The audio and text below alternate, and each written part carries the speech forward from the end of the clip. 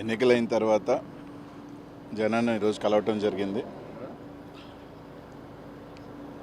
ఏదైతే ఈరోజు ప్రజలకు మ్యాండేట్ ఇచ్చారో అందరం కూడా దానికి ఎవరైనా కూడా ఎలక్షన్ ప్రక్రియలో ప్రజల మ్యాండేట్ని గౌరవిస్తాం. దాని విధంగా మేము కూడా అందరం కూడా గౌరవిస్తాం. తప్పకుండా కూడా ఏదైతే నర్సరావుపేట పార్లమెంట్లో నాకు దాదాపు 6 లక్షల పైచీలుగా ఓట్లు ప్రజలు వేశారు. వాళ్ళందరికీ కూడా ధన్యవాదాలు. ఎన్నికలు అయిపోయిన తర్వాత వేరే ఒక చిన్న రీజన్స్ వల్ల 4-5 రోజులు లేను.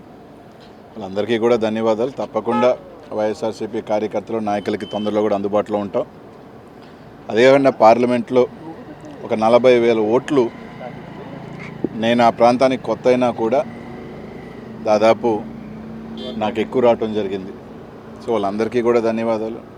ఈరోజు ఎన్నికలు అయిపోయిన తర్వాత కొన్ని ప్రాంతాలలో ముఖ్యంగా పల్నాడులో కూడా మా సామాజిక వర్గానికి సంబంధించి నేనే వస్తే నాకు ఓట్లు వేశారని కొన్ని ఊర్లలో కూడా దాడులు జరిగాయి.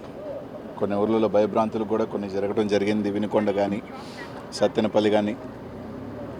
అలాగే ఒక సోదరుడు ఆత్మహత్య కూడా చేసుకున్నాడు, ఒక ఉప సర్పంచ్ సత్తెనపల్లి. తప్పకుండా వాళ్ళందరినీ కూడా కలుస్తాం, వాళ్ళకి భరోసా ఇచ్చే కార్యక్రమం చేస్తాం. ఈరోజు వాళ్ళకి ప్రజలు మ్యాండేట్ ఇచ్చారు. తప్పకుండా వాళ్ళు చేసిన హామీలన్నీ కూడా మంచి చేయాలని మనస్ఫూర్తిగా, ప్రజలకి మంచి చేయాలని మనస్ఫూర్తిగా కూడా కోరుకుంటాం. వాళ్ళకి అన్ని రకాలుగా కూడా ఏదైతే వాళ్ళ కూటమికి ఇచ్చిన మ్యాండేటు, ప్రజలకు ఇచ్చిన హామీలు అన్నీ కూడా నెరవేర్చాలని కోరుకుంటాం. తప్పకుండా కూడా ప్రజాక్షేత్రంలో వాస్తవమే ప్రజలు మాకు పెద్ద ఎత్తున ఒక భారీ మ్యాండేట్ ఇచ్చారు. మా తప్పొప్పులు ఏదన్నా ఉన్నా కూడా తప్పకుండా సరిదిద్దుకుంటాం. ప్రజలకి నిరంతరం మళ్ళీ అందుబాటులో ఉండే కార్యక్రమాలు తొందరలో కూడా మళ్ళీ వాళ్ళకి కూడా కొంత అవకాశం ఇస్తాం. న్యూ గవర్నమెంట్ కాబట్టి తప్పకుండా కూడా తప్పులు చేస్తే ప్రజల పక్షాన్ని నిలబడతాం, మా కార్యకర్తల పక్షాన్ని నిలబడతాం. ఈ రోజుకి కూడా జగన్మోహన్ రెడ్డి గారు ఒంటరిగా పోటీ చేసినా కూడా 40% ఓట్ షేరు ఈరోజు జగన్మోహన్ రెడ్డి గారు సాధించుకోగలిగారు. సీట్లు రాకపోయినప్పుడు కూడా దాదాపు 40% ఓట్ షేర్తో ఈరోజు జగన్మోహన్ రెడ్డి గారు ఉన్నారు. మళ్ళీ బౌన్స్ బ్యాక్ అవుతాం, ప్రజల పక్షాన్ని నిలబడతామని చెప్పి తెలియజేస్తూ ఉన్నాం. కొంతమంది అనిల్ అజ్ఞాతంలోకి వెళ్ళిపోయాడు. ఎన్నికలైంది 4వ తారీఖున 6-7 రోజులైంది. దీని లోపలికి అడిగి బారిపోతాం. నాకేమీ దాదాపు 2009 నుంచి 2019 దాకా దాదాపు ప్రతిపక్షమే. కేవలం 5 సంవత్సరాలే అధికారం. దాంట్లో కూడా చిట్ట చివరి 2 సంవత్సరాలు ఒక రకంగా స్థానికంగా నాకు అనేక ఇబ్బందులే పడ్డా. దానివల్ల దాదాపు 15 సంవత్సరాలు నా రాజకీయ జీవితంలో 10 సంవత్సరాలు, ఇంకొక 5 సంవత్సరాలు ఉంటాం. దానివల్ల ఏదో ఇబ్బంది పడిపోయేది. తప్పకుండా ఏ దానికైనా కూడా ఏం చేసినా కూడా సిద్ధంగా కూడా ఉంటాం. రాజకీయాల్లోకి వచ్చిన తర్వాత ఏ నిర్ణయం తీసుకున్నా, ఏ దానికి చేసినా కూడా కట్టుబడి ఉంటేనే కదా రాజకీయాల్లోకి వస్తాం. నిజమే, మా వల్ల పొరపాట్లు, లేకపోతే మేము అధికారంలో ఉన్నప్పుడు కొన్ని మా రకరకాల వల్ల మేము ఓటమి చెందొచ్చుంటాం.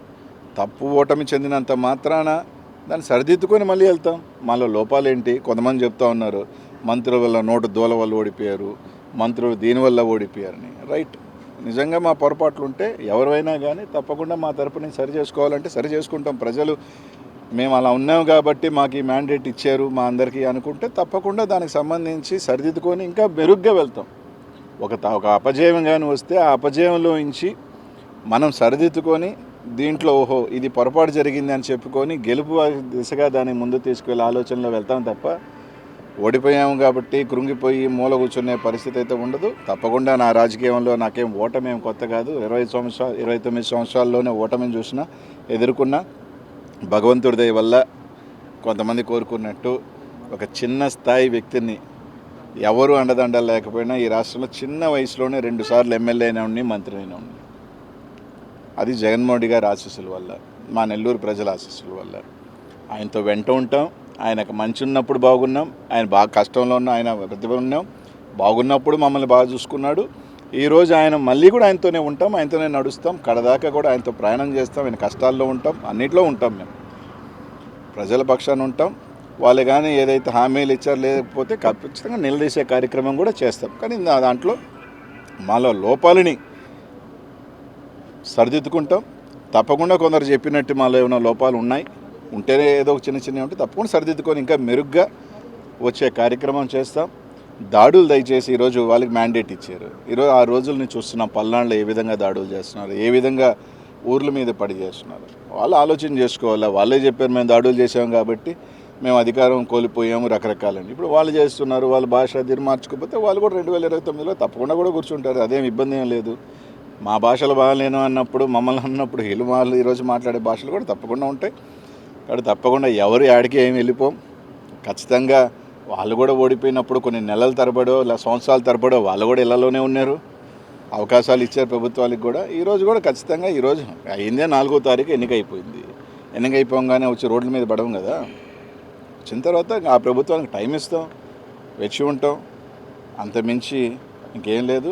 అన్నిటికీ సిద్ధపడే వాళ్ళమే. అన్నిటికీ కూడా కష్టాలకి రాజకీయాల్లోకి వచ్చినప్పుడు ఇప్పుడు కూడా గెలుపులే ఉండం, ఓటమి ఉంటుంది, గెలుపు ఉంటుంది. ఈ ప్రజాక్షేత్రంలో పోయినసారి మాకు మ్యాండేట్ ఇచ్చారు, ఈసారి వాళ్ళకి మ్యాండేట్ ఇచ్చారు, రేపు మళ్ళీ మాకు మ్యాండేట్ ఇస్తారు. ఒక్కసారి అందరూ గుర్తుపెట్టుకోవాల్సింది ఏంటంటే 234 సీట్లు ఉన్న తమిళనాడులో ఒకసారి కేవలం డిఎంకే 2 సీట్లే వచ్చింది, 2. తర్వాత ఎన్నికల్లో మళ్ళీ గవర్నమెంట్ 4 సార్లు డిఎంకే రాజకీయ జీవితంలో డిపాజిట్స్ కోల్పోయింది, 4 టైమ్స్, ప్రతిసారి గెలిచింది. కాబట్టి 2019లో మేము గెలిచినప్పుడు తెలుగుదేశం పని అయిపోయింది అన్నారు, ఇప్పుడు మా పని అయిపోయింది అది అంటున్నారు. సరే 2029కి ఏ విధంగా బౌన్స్ బ్యాక్ అవ్వాలి, ఏ విధంగా ప్రజలకు అండ ఉండాలి అంతా కూడా రచిస్తారు. ముఖ్యమంత్రి మా జగనన్న తప్పకుండా బౌన్స్ బ్యాక్ అవుతాం, తప్పకుండా వస్తామని చెప్పి తెలియజేస్తాం. ఎన్నికల ముందు అనిల్ అనేక ఛాలెంజ్ చేశారు, వాటి సంగతి ఏంటంటే టీడీపీలు అడుగుతున్నారు. ఇప్పుడు ఒకసారి మీరు అందరూ ఆలోచన చేయాలా, నేను ఛాలెంజ్ విసిరాను కానీ ఛాలెంజ్ ఎవరు తీసుకోవాలి. ఎలా ఉంటారంటే నేను ఛాలెంజ్ విసిరినమాట వాస్తవమే, నేను ఛాలెంజ్ విసిరినప్పుడు అవతల ఛాలెంజ్ తీసుకొని రైట్ మేము కట్టుబడి ఉన్నాం ఈ ఛాలెంజ్కి అని చెప్పుని ఉంటే బాగుండేది. ఎన్నికలు అయిపోయిన తర్వాత అప్పుడు ఛాలెంజ్ చేసేవి కదా అంటే అలా కాదు కదా. నేను ఒక సవాల్ విసిరినప్పుడు ఆ సవాల్ స్వీకరించేవాడు కూడా స్వీకరించుకొని చేస్తుంటే బాగుండేది, రైట్. ఏదో సామెత ఒకటి ఉంది, హనుమాన్ జంక్షన్లో నాకు బాగా నచ్చిన డైలాగు, గెలిచినోడు చెప్తాడు ఓడినోడు వినాలని.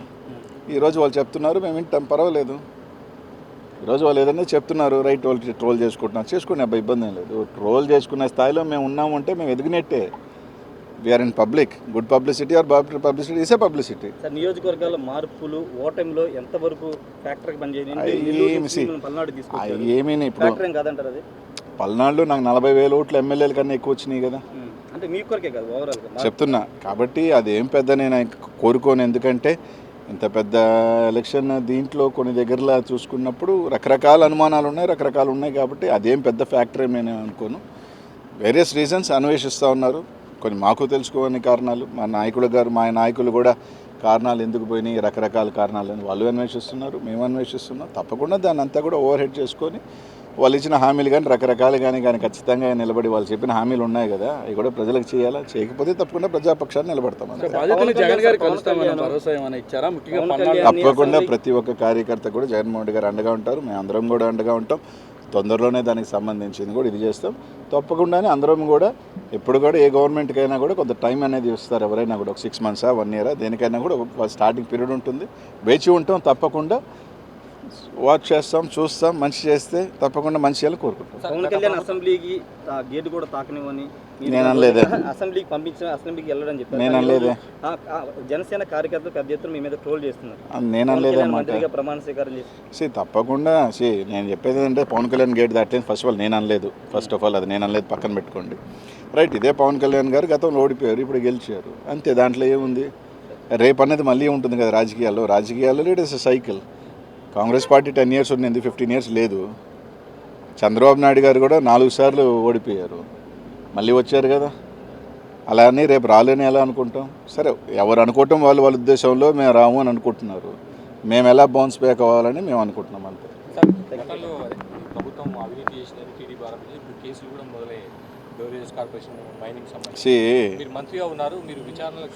అన్నిటికీ వాడు గుర్తుపెట్టుకోండి, అన్నిటికీ సిద్ధంగానే ఉంటాం. దేనికైనా వాళ్ళు చేసినప్పుడు తప్పకుండా. ఇప్పుడు వాళ్ళకి కక్ష సాధింపు చేయని అంటున్నారు, మళ్ళీ ఒక పక్క చేస్తామంటున్నారు. అన్నిటికీ కూడా సిద్ధంగానే ఉంటాను కదా, రాజకీయాల్లో పారిపోం కదా అందరమే.